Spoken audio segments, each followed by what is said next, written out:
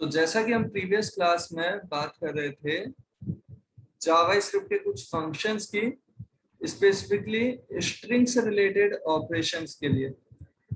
String से related operation के लिए क्यों? क्योंकि यहाँ पे हम जब भी कुछ भी ऑपरेशन करना चाहेंगे तो most of the times string का इन्वॉल्वमेंट आता रहेगा।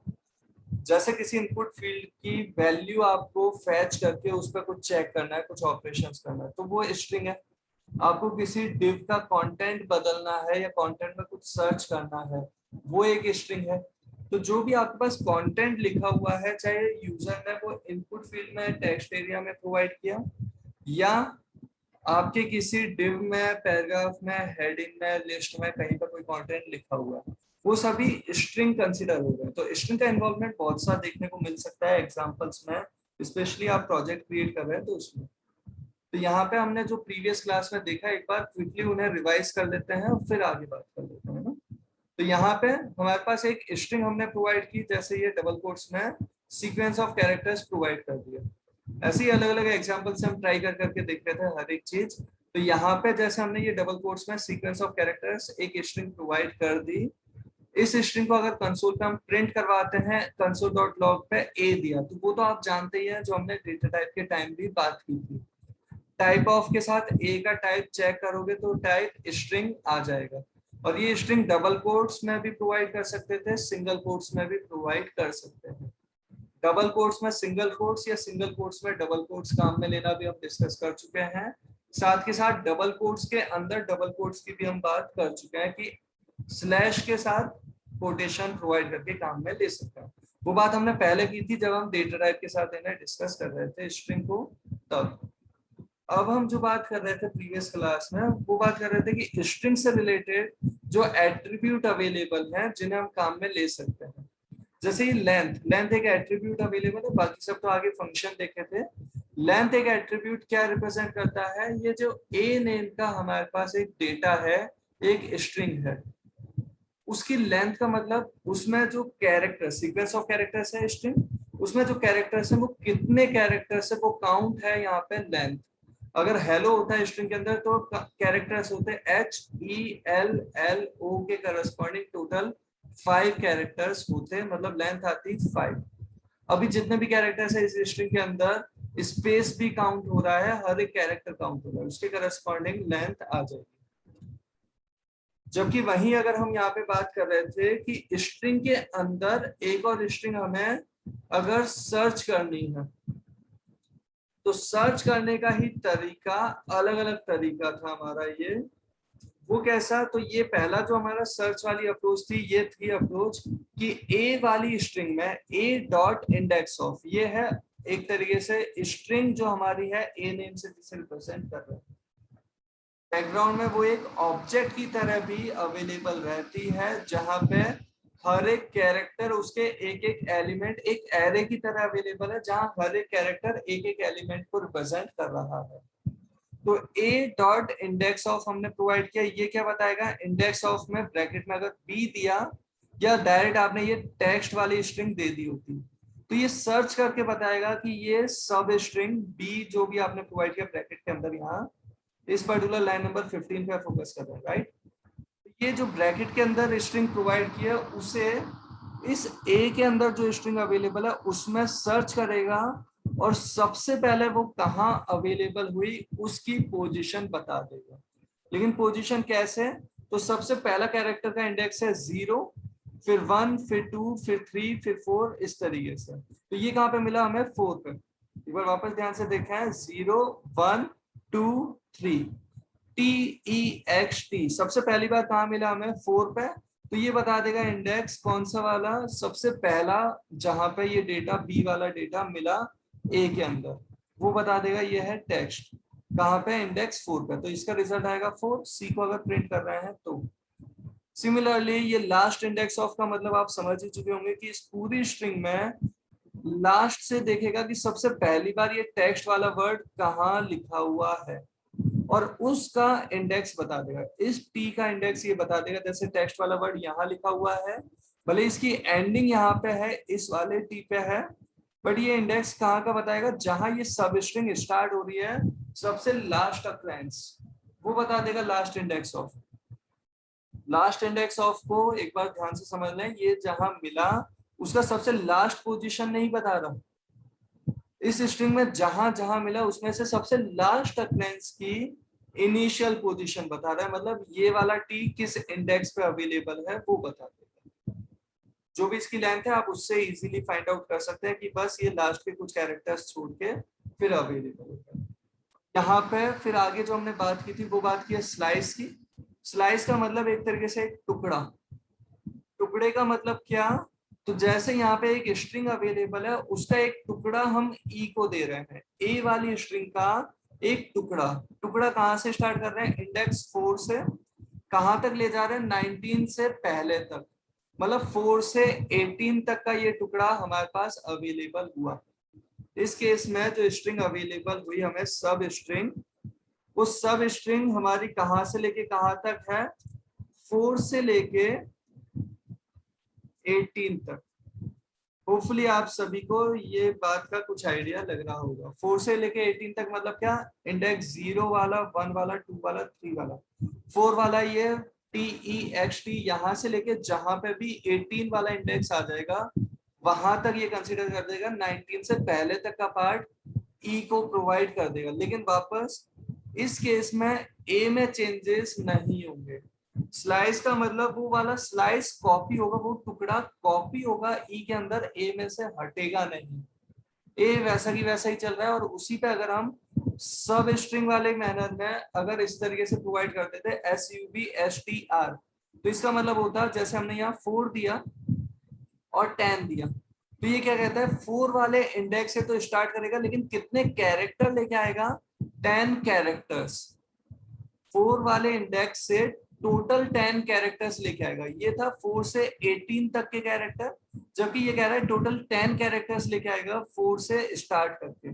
दोनों में डिफरेंस होपफुली आपको पता चल रहा होगा। जबकि यहाँ पे हमारे पास सब स्ट्रिंग जो अवेलेबल है SUBSTRING, ये स्लाइस की तरह ही अवेलेबल है। बस डिफरेंस इतना सा कि स्लाइस में आपको कुछ गलती नहीं करनी इस तरीके की कि आप स्टार्टिंग वाला पहले और एंडिंग वाला बाद में बता रहे थे। गलती से अगर उल्टा बता दिया होता तो स्लाइस वाला वो स्ट्रिंग फाइंड आउट नहीं कर पाता। अगर पहली वैल्यू 19 दे दी, दूसरी वैल्यू 4 दे दी, तो स्लाइस वाला जो डेटा आता है ई के अंदर वो कहता है कि स्ट्रिंग मिली ही नहीं, एक ब्लैंक स्ट्रिंग लाके दे देता। जबकि ये सब स्ट्रिंग क्या है, ये खुद आइडेंटिफाई कर लेगा कि इनमें से छोटी वैल्यू कौन सी और बड़ी वैल्यू कौन सी, उसके करस्पॉन्डिंग वर्क कर जाएगा। अगर हमने ये ऑर्डर उल्टा भी दे दिया तो भी ये 4 से लेके 18 तक की स्ट्रिंग को फैच करके लेके आ जाएगा, क्योंकि 4 छोटी वैल्यू है, 19 बड़ी वैल्यू है। तो स्टार्टिंग इंडेक्स होगा 4, एंडिंग होगी 19 से पहले, मतलब 18 पे ये ending available. Hello hello hello. हाँ प्रियंक बोला। हेलो सर, इस स्लाइस का मतलब क्या है 4 पर 19?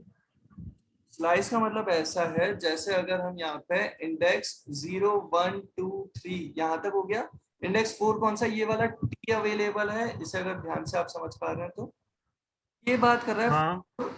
ये 4, फिर 5 6 7 8 9 10 11 12 13 14 15 16 17 18 19।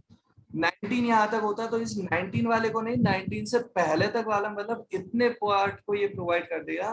टेक्स्ट इज प्रोवाइड, ये डी भी नहीं आएगा उसमें, मतलब इतना पार्ट ये प्रोवाइड कर देगा, मतलब मतलब 4 से स्टार्ट करके 4 वाले इंडेक्स से और 19 वाले इंडेक्स से पहले तक।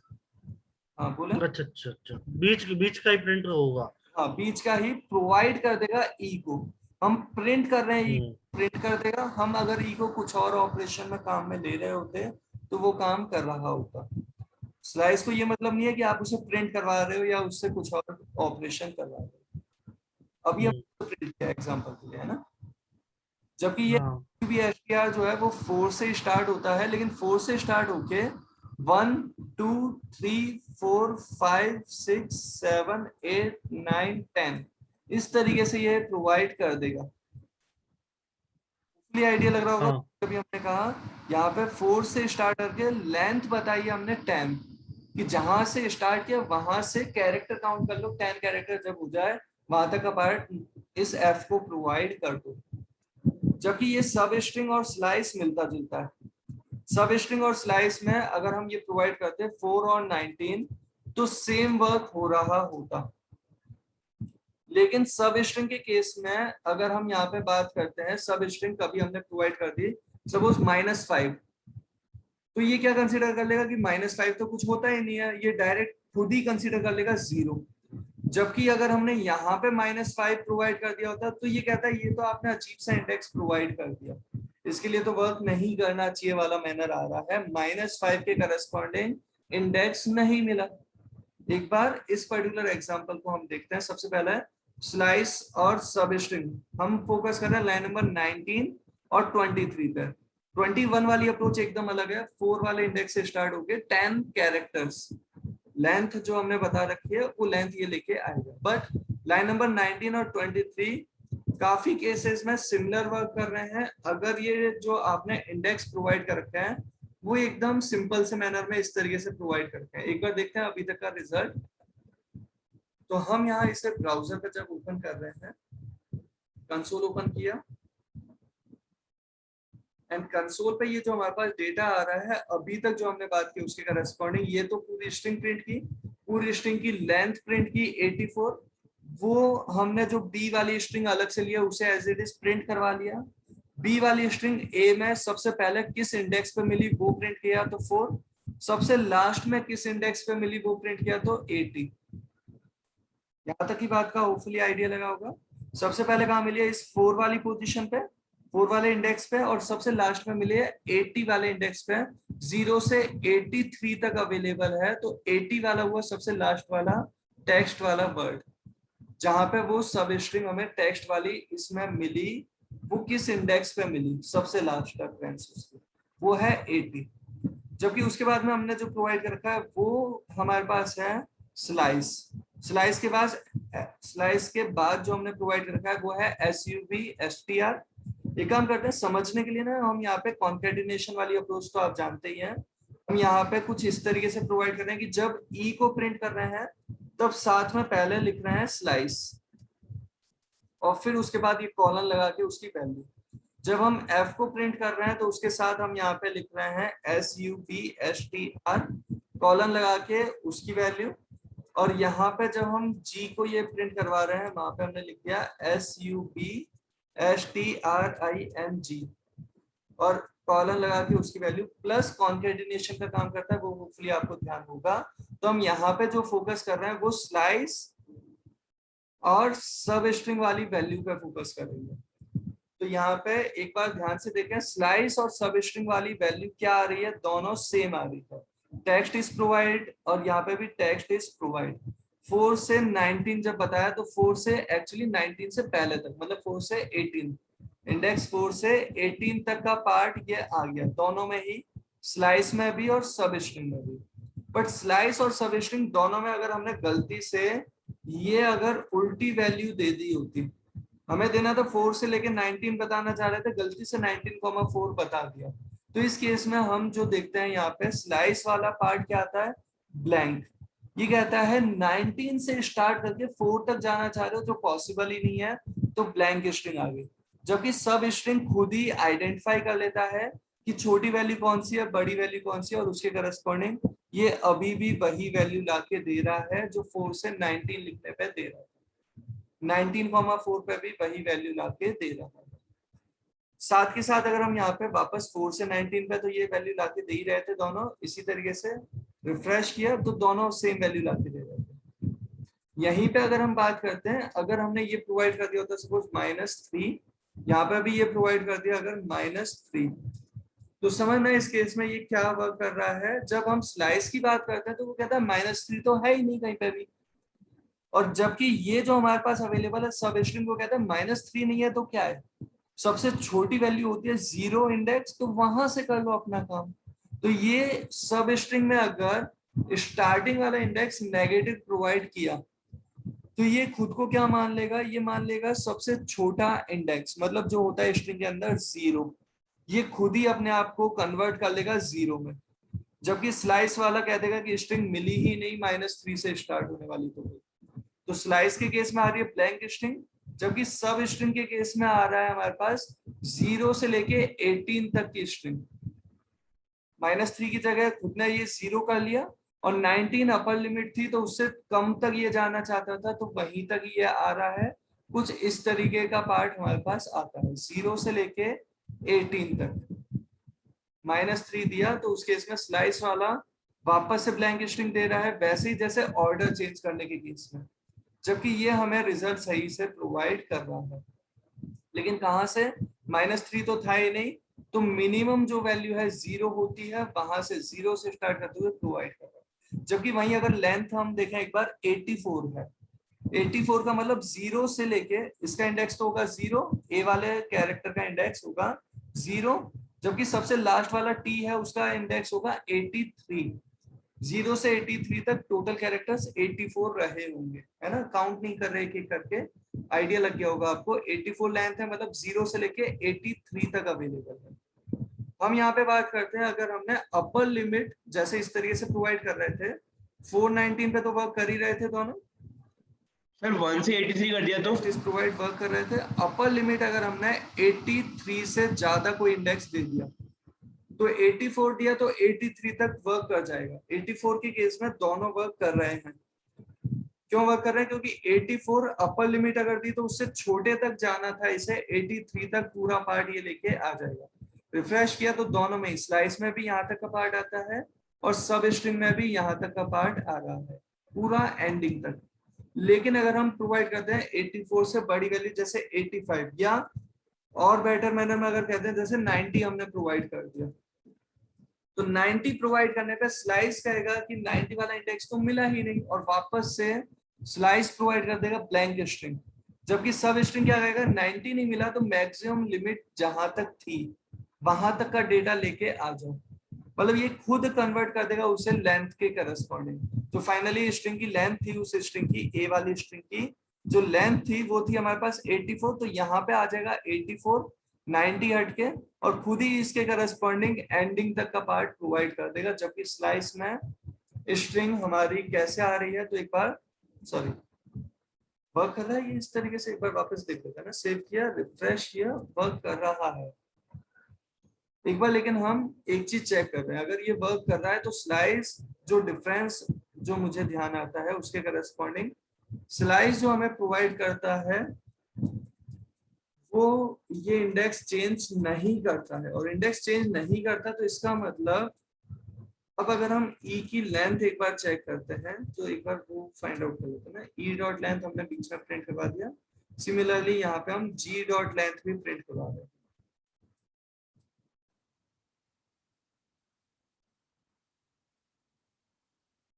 बाकी ये चीजें वो हैं जो हो सकता है आपको इतने ज्यादा काम में ना आए डायरेक्टली, क्योंकि दोनों में से आपको जिसको काम में लेना है वो आप काम में ले लोगे। यहाँ पे अगर बात करें दोनों की लेंथ 80 आ रही है, मतलब अपर लिमिट के केस में तो दोनों ही वर्क कर रहे हैं। पॉसिबली कुछ इंप्रूवमेंट रहा होगा या मुझे गलत ध्यान होगा। चलिए, तो यहाँ पे अपर लिमिट के केस में तो ठीक है वर्क कर रहा है, लेकिन लोअर लिमिट के केस में स्लाइस ब्लैंक स्ट्रिंग ला रहा था, सब स्ट्रिंग सही तरीके से प्रोवाइड कर रहा है। ऑर्डर गलत देने पर स्लाइस ब्लैंक स्ट्रिंग ला के देता है। अगर हम 19,4 दे रहे थे तो ब्लैंक स्ट्रिंग ला रहा था, जबकि सब स्ट्रिंग रिप्लेस कर लेता, उन्हें आपस में स्वैप करके फिर हमें सही तरीके से वैल्यू ला के प्रोवाइड कर रहा था 19,4 देने पर। तो होपफुली यहाँ तक की बात का तो कुछ आइडिया लगा होगा, राइट। ऑलरेडी हम पहले भी डिस्कस कर चुके हैं पिछली क्लास में भी। अब जो हम आगे बात कर रहे हैं वो बात कैसी, कि अगर हमें रिप्लेस करना है, सर्च नहीं, हम रिप्लेस करना चाहते हैं किसे, डमी वर्ड को रिप्लेस करना चाहते हैं डेमो से, किसके अंदर, ए वाली स्ट्रिंग के अंदर।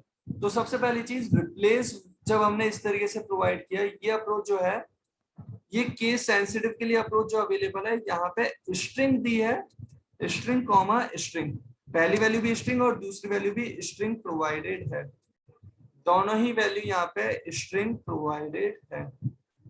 जबकि यहाँ पे ये जो प्रोवाइडेड है पहली वैल्यू तो है रेगुलर एक्सप्रेशन, ये क्या होता है उसे डिटेल में हम बाद में बात करेंगे थोड़ी डिटेल के साथ। दूसरी वैल्यू जो प्रोवाइडेड है वो है स्ट्रिंग। अभी अगर हम यहाँ पे बात करते हैं इन दोनों में पहले डिफरेंस की, तो रेगुलर एक्सप्रेशन से जब हम देते तो यहाँ पे हमारे पास एक पॉसिबिलिटी है ये स्पेसिफाई करने की कि अगर हमने आई दिया तो स्पेसिफाई कर दिया कि ये केस सेंसिटिव मत मानो, केस इनसेंसिटिव कंसिडर करो। मतलब डमी वर्ड को रिप्लेस करना है डेमो से जहां पे भी पहली बार आया, ये भी डमी वर्ड को रिप्लेस करना चाहता है जहां पे पहली बार आया। और ध्यान से अगर हम उस स्ट्रिंग को देखें, उस स्ट्रिंग में पहली बार डमी वर्ड जो आ रहा है ये जो है ये केस सेंसिटिव अगर मानते तो ये पहला वर्ड नहीं है। केस सेंसिटिव मानने पे पहला वर्ड ये है। रीजन उसका स्मॉल लेटर में हमने लिख रखा है, जबकि यहाँ पे ये जो था ये कैपिटल लेटर के साथ अवेलेबल था। तो अगर केस सेंसिटिव माने तो पहला डमी वर्ड है ये, उसे रिप्लेस कर देगा ये डेमो से, जो हमने स्ट्रिंग कॉमा स्ट्रिंग वाली अप्रोच में दे रखा है। और दूसरी जो अप्रोच थी हमने जहां रेगुलर एक्सप्रेशन में आई स्पेसिफाई किया और साथ में डेमो स्ट्रिंग प्रोवाइड की, वो क्या कहेगा, केस इनसेंसिटिव मानते हुए पहले वर्ड को रिप्लेस कर देगा, मतलब इसे रिप्लेस कर देगा डेमो से। जबकि हम चाहते हैं केस इनसेंसिटिव मानते हुए ग्लोबल मैनर में पूरी स्ट्रिंग के अंदर हर एक बार जहां पे भी डमी आया उन सबको अगर डेमो से रिप्लेस करवाना है तो साथ में जी स्पेसिफाई कर दिया। इस तरीके से अगर हमने दे रखा है तो तीनों के रिजल्ट हम एक साथ देख रहे हैं। यहाँ पे जो हमारे पास रिजल्ट आ रहे हैं वो रिजल्ट कैसे, तो आप देख सकते हैं सबसे पहली बार जब हम प्रोवाइड कर रहे हैं जहां स्ट्रिंग कॉमा स्ट्रिंग दी है वहां पे इस वर्ड को रिप्लेस नहीं किया क्योंकि केस सेंसिटिव मैनर में स्मॉल लेटर वाला डमी यहाँ पे था पहली बार, तो उसे रिप्लेस कर दिया डेमो से। जबकि केस सेंसिटिव अगर नहीं मान रहे, केस इनसेंसिटिव मैनर में अगर वर्क कर रहे हैं तो ये पहली अक्रेंस को रिप्लेस कर देता है। मतलब पहली अक्रेंस मतलब सबसे पहला जो डमी वर्ड मिला भले ही वहां पे कैपिटल के साथ था तो उसे रिप्लेस कर दिया डेमो से, जबकि बाद वाले डमी और डमी एज इट इज है। जैसे पिछली बार में ये केस सेंसिटिव के कारण पहली अक्रेंस नहीं मानी, पहली अक्रेंस है यहाँ पे, और ये दूसरी अक्रेंस को रिप्लेस नहीं किया।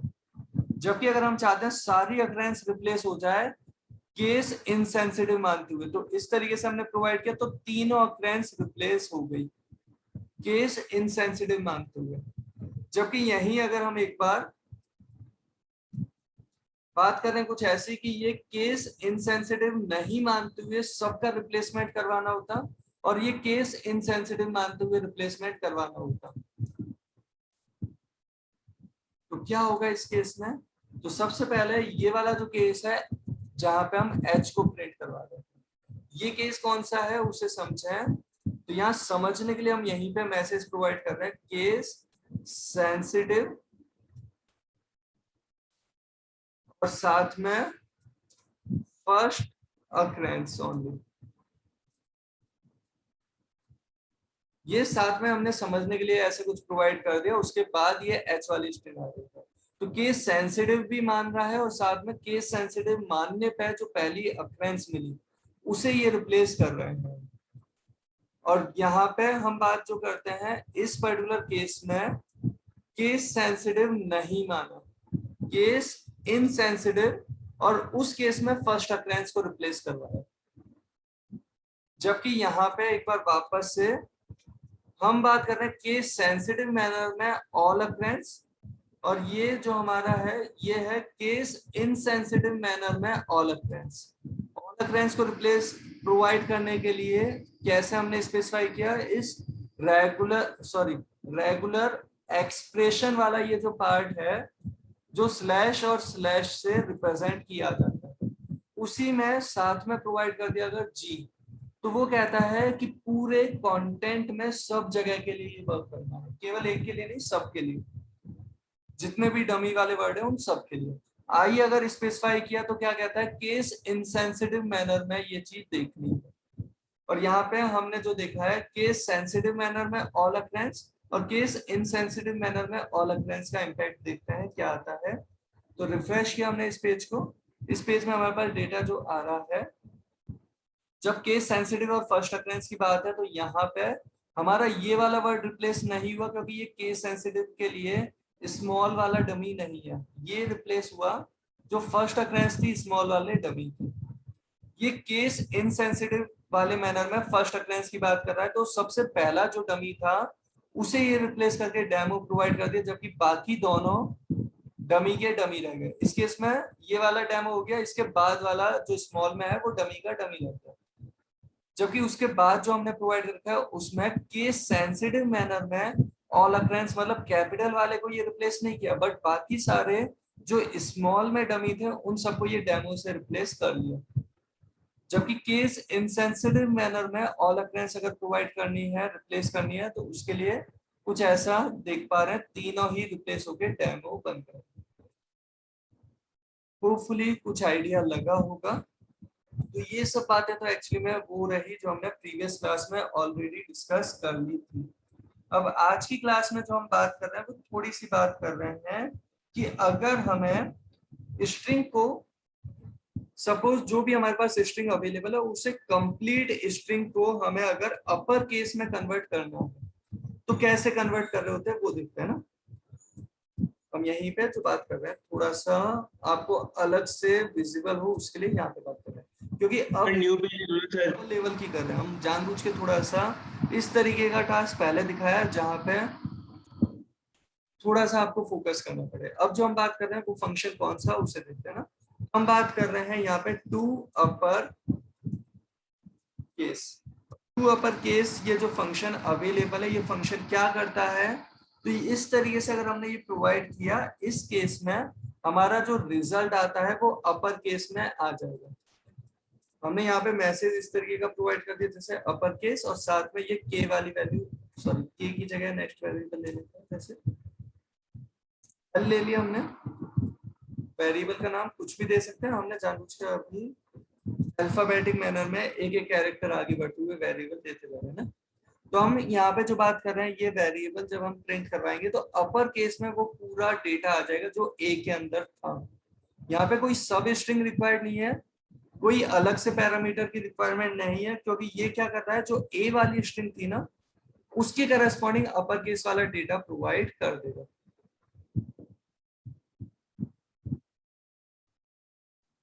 चाहो तो आप इसी पर्टिकुलर चीज को आप चाहे तो अलग पेज में हम सेव कर लेते हैं। यही चीज हमने अलग पेज में प्रोवाइड कर दी जहां पे ये पूरा पोर्शन हमने हटा दिया ना, क्योंकि हम फोकस यहाँ पे जिस चीज पे करना चाहते हैं उसके लिए यहाँ तक का पोर्शन हम देख चुके थे कि एक स्ट्रिंग प्रोवाइड करके है, इसकी करस्पॉन्डिंग वैल्यू हम बी वेरिएबल में लेके आए, जैसे बी में हमने ये प्रोवाइड कर दी वैल्यू और केस वाली वैल्यू आ जाएगी बी के अंदर। इसे कि हमने सेव इस पर्टिकुलर पेज को जैसे ये इस तरीके से प्रोवाइडेड है। और इस केस में ए के अंदर जो भी डेटा था अगर हम कंसोल पर चेक करें तो बी वाला डेटा हमने प्रिंट करवाया है।